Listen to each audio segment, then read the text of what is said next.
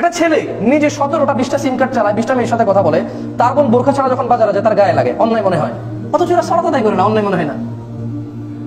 আমি এমন একটা তুচ্ছ বিষয় নিয়ে কথা বলতে আসছি আজকে।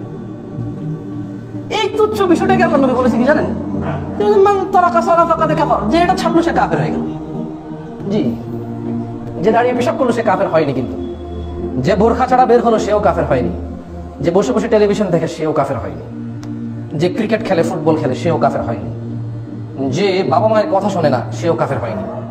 ফাসিক, গুনাহগার হয়েছে। এবার গুনার পরিমাপ কতটুকু মাপলে ওজন করে বোঝা যাবে কোনটা ছোট কোনটা বড়। বাট এই তুচ্ছ জিনিস, যেটা দাঁড়িয়ে পেশাব করলে মানুষ লজ্জা পায়, যেটা ত্যাগ করলে মানুষ লজ্জা পায় না, একটা 3/4 2/4 প্যান্ট পরে ঘুরতে মানুষ লজ্জা পায়, যেটা আদায় না করলে মানুষ লজ্জা পায় না, এই জিনিসটার কথা রাসূলুল্লাহ সাল্লাল্লাহু আলাইহি ওয়াসাল্লাম কিছুটা এমন ভাবে বলেছেন, জিনিসটা তাদের এবং আমাদের মধ্যে পার্থক্য হচ্ছে নামাজ। সাপ্তাহিক একটা অনুষ্ঠান, তা কয়জন আল্লাহর ভয় আসছে সেটাই বলা মুশকিল। পরিবারের মা বাবা ডিসিশন নিয়ে নিয়েছে শুক্রবারের নামাজ না পড়লে অসুবিধা, এছাড়া সব নামাজ বাদ দেওয়া যায়। জি, আমি এমন একটা জিনিস নিয়ে কথা বলতে আসছি আজকে, সালাত, যার ব্যাপারে আল্লাহ বলছে যে ফালা সাদ্দাকা ওয়ালা সাল্লা ওয়ালাকিন কাযাবা ওয়া তাওয়াল্লা, সে বিশ্বাস করেনি, সালাত আদায় করেনি।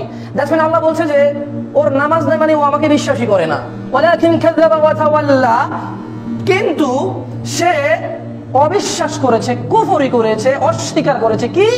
সালাতে। সে সাদকা করেনি, আদায় করেনি। এই তুচ্ছ জিনিসটার কথা বলছি, যেটা ফজরের সময় আমরা সবাই ঘুমিয়ে থাকি, আমাদের বাবা মায়ের কোনো অসুবিধা নাই, রাত 2টা বেজে গেছে, ঘুমাস না কেন রে, 8টায় ক্লাস আছে, যাবে কিভাবে কলেজে স্কুলে? রাত 2টা বেজে গেছে, ফজরে কিভাবে উঠবে, 5টা বাজে, এরপর আবার 8টা বাজে ক্লাস, কেউ বলে না। আমি এমন একটা তুচ্ছ বিষয় নিয়ে কথা বলতে আসছি যেটা আমাদের নজরে তুচ্ছ। মা খুবই ভদ্র, নম্র, অত্যন্ত ধার্মিকা, ফজরের সময় ছেলেকে জাগাবে না। কালকে ওর পরীক্ষা ছিল, আজকে 3টা পর্যন্ত পড়ছে, এখন জাগাইলে সকালে পরীক্ষা দিতে যেতে পারবে না। ব্যাপারটা এমন হয়ে গেছে যে গ্যারান্টি এই ছেলে সকাল পর্যন্ত বাঁচবে। ও আল্লাহ, আমাকে এক ভদ্রলোক এসে বললো যে শেখ আমি খুব অসুস্থ, আমার জন্য একটু দোয়া করেন। বললাম কেন, কি দোয়া? বলে যে আমি মনে হয় বাঁচবো না, মরে যাবো। আমি বললাম যে আপনি লিখে দেন, আমি আপনার পরে মরবো, তাহলে দোয়া করি। তা দোয়া আমি করবো, আপনি লিখে দেন, আপনি বাঁচবেন না, আমি বাঁচবো। পৃথিবীর কে বাঁচবে, তার নাম কোন? এরপর আপনি কোন যে আপনি মরে যাবেন, ও বেঁচে থাকবে। আপনি মনে হয় বাঁচবেন না, আমি দোয়া করতে আপনার জন্য, তো লিখে দেন, আমি আপনার পরে মরবো, দেখি। তাহলে করি দোয়া যে আল্লাহ তুমি তারা বাঁচায় রাখো, অন্তত আমার আগে, আমার একদিন এক পর্যন্ত হইলো, যেহেতু আমি তার পরেই উঠতেছি। তা আমি এমন একটা বিষয় নিয়ে কথা বলতে আসছি, যে বিষয় নিয়ে কথা বললে এখানে মসজিদে মারামারি লাগার সম্ভাবনা আছে। নাই, যদি আমি এখন সুন্দরভাবে, একনিষ্ঠভাবে আপনাকে একটু সুন্দর করে বলতে চাই আপনার ব্যাপারে, বা আমার নিজের ব্যাপারই ধরেন না, আপনি বলবেন যে হুজুর বউ মেয়েরা মায়েরই বুঝায়। আমি নিজের বলি আর আপনার বলি, আপনি আপনার উপরে নিয়ে যাবেন।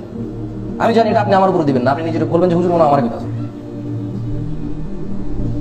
যে বিষয় নিয়ে কথা বললে এখন এখানে মারামারি লাগবে, আমাকে এখান থেকে নামাই দিতে হবে।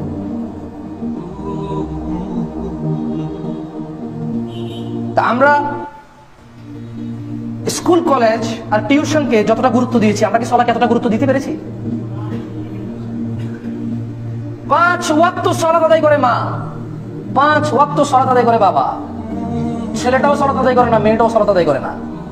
তা আপনি বলেন এই মা আর এই বাবা কি আল্লাহকে ভালোবেসে সালাত আদায় করে, নাকি এদের একটা অভ্যাস, ছোটবেলা তার বাপে তাকে অভ্যাস করাছে, ওইটা কোনটা? আচ্ছা, সালাত কি অভ্যাস নাকি ইবাদত? সালাত অভ্যাস নাকি ইবাদত? তো ইবাদত হলে সালাত কি বাপের উপরে ফরজ, মায়ের উপরে ফরজ, ছেলে সন্তানের উপর না? তাহলে একই ঘর, 5টা মেয়ে, 2টা ছেলে, মায় পড়ে বাপে পড়ে, একটা ছেলে সন্তান পড়ে না কেন? ওয়াই? তাহলে তো বুঝা গেল বাপের অভ্যাস, এ মায়ের অভ্যাস নামাজ পড়া, আসলে ইবাদত না। ইবাদত হলে তোর বাচ্চাদেরকে করাইতো, ওর বাচ্চা সকাল 7টায় উঠে টিউশনে যেতে পারে, বুঝি 5টায় উঠে মসজিদে যেতে পারে না? কি বলেন আপনি? এটা আমাকে বিশ্বাস করতে বলেন, আমি এটা বিশ্বাস করব? ওর বাচ্চা দিনের 1:30 থেকে 2টার ভিতরে না খাইলে অবস্থা খারাপ হয়ে যায়, রান্না বান্না রেডি হয়, সে ফুটবল খেলে, ক্রিকেট খেলে, জুয়া খেলে, ফেসবুকিং করে, আড্ডায় মেতে থাকে, কিন্তু 2টার ভিতরে ঘরে এসে খাওয়া খায়, ওর বাচ্চা 1:30 বাজে মসজিদে যেতে পারবে না? এটা আপনি আমাকে বিশ্বাস করতে বলেন? আমি এটা বিশ্বাস করতাম। মাগরিবে ওর বাচ্চা যেখানেই থাকো তুমি মাগরিবে ফেরত আসবা, পড়তে বসবা, ওই বাচ্চা মাগরিবে আসে, পড়তে বসে, পড়ে, সন্ধ্যায় মাগরিবে মসজিদে যেতে পারবে না, তার কষ্ট হয়ে যাবে, সে যায় না। আমি অনেকবার বলছি, আপনি বলেন যে আমি আপনার কথা বিশ্বাস করতে, no, I will not believe you, আমি আপনাকে বিলিভ করবো না। আপনার বাচ্চা আপনাকে শোনে না মানে সে স্কুলে যায়, সে মাদ্রাসায় পড়তে চাইছে, আপনি বলছেন স্কুলে যেতে, সে যায়। সে চাইছিল সায়েন্সে পড়তে, আপনি বলছেন আর্টসে যেতে, সে গেছে আর্টসে। সে বলছে স্কুলে যাবে না, স্কুল কামাই করবে, আপনি বলছেন মোবাইল নিবা নাও, ফুটবল নিবা নাও, জার্সি নিবা নাও, ব্যাডমিন্টনের ব্যাট নিবা নাও, খালার বাড়ি 2 দিন বেড়াইবা যাও, হুন্ডা লাগবে নাও, কলেজে যাও। সে রেগুলার কলেজে যায়। আপনি বলছেন যে সালাত আদায় করার জন্য বলেন, ও শুনে না, আমি এটা বিশ্বাস করতে বলেন না, I will not believe you. সে আপনার সব কথা শুনে, শুধু বুঝি নামাজ কথা শুনে না। প্রেম করে 3 বছর, আপনাকে বলছে মা বিয়ে করবো, আপনি বলছেন যে না বয়স হয়নি, এখন না পরে। সে অনেক জ্বালা যন্ত্রণায় আছে, বাট বিয়ে করেনি, আপনার কথা শুনেছে। আপনি বলছেন যে নামাজে যেতে বলেন, সে শোনে না। আপনি বলতেছেন আমি আপনাকে বিলিভ করতে, আমি বিলিভ করবো, নো, আমি কেন এটা বিশ্বাস করবো? আপনার ছেলে আপনার কথা মতো বিয়ে করে, আপনি না করছেন তাই বিয়ে করেনি, আপনি না করছেন তাই দাড়ি কাটে, আপনি মসজিদে স্কুলে যেতে বলেন স্কুলে যায়, আপনি প্রাইভেটে 8টা বাজে যেতে বলেন 8টা বাজে যায়, আপনি যা বলতেছেন তা করে, চুল ছোট করে কাটতে বলেন চুল ছোট করে কাটে, ও সব কথা শুনে। বুঝি আপনি মসজিদে যেতে বললে যায় না, এখন বুঝি ওর দোষ, এখন ওর দোষ, বাচ্চার দোষ। এখন আপনার আন্তরিকতার অভাব, এখানে আপনার আপনার আন্তরিকতার অভাব। আপনি যেভাবে মন থেকে চেয়েছেন ওই স্কুলে যাক, মাস্টার হোক, প্রিন্সিপাল হোক, ডাক্তার হোক, ইঞ্জিনিয়ার হোক, সায়েন্টিস্ট হোক, আপনি চাঁদ মিশে মুসল্লি হোক। আপনি মনে রাখবেন, বাংলাদেশে না, পৃথিবীতে সূর্য যখন উদয় হয় আর অস্ত হয়, সুবহানাল্লাহ, সালাতের টাইমগুলো এমন একটা সময় যখন কারো কোনো কাজ থাকে না। আপনি দেখেন দুপুরে বিশ্রামের সময়, ওই সময় জোহর, আসরে একটু ফ্রেশ মন মানসিকতা, ওই সময় আসর, মাগরিব শরীর একটু স্থিতির হয়ে আসছে, মানে এবার একটু গুটাই নিয়ে আসতে হবে, অন্ধকার নেমে আসছে পৃথিবীতে, সবাই নিজ নিজ গৃহে ঢুকতে হবে, নিজ নিজ অবস্থান গ্রহণ করতে হবে। মাগরিব, ঈশা, এখন একটু ঘুমানোর সময় হয়ে গেছে, ঘুমানোর আগের নামাজ। কিসের আগের নামাজ? ঘুমানোর আগের নামাজ। এখন সবকিছু শেষ করে ফেলতে হবে, খালাস। ফজর, ঈশার সময় 10টা বাজে ঘুমাইছেন, 11টা বাজে ঘুমাইছেন, ঘুমাইতেছেন 3টা বাজে ঘুম ভেঙে, ঘুমিয়ে আসতেছে না, মানে এবার আর ঘুমাবেন না, অপেক্ষা আছেন কখন সূর্য উঠবে বাইরে যাবে। ফজর, মানে এমন একটা ওয়াক্ত না যে ওয়াক্ত নামাজের সময় হচ্ছে আপনার কোনো ইম্পর্টেন্ট কিছু, এরকম কোনো সময় নামাজের সময় হয় না।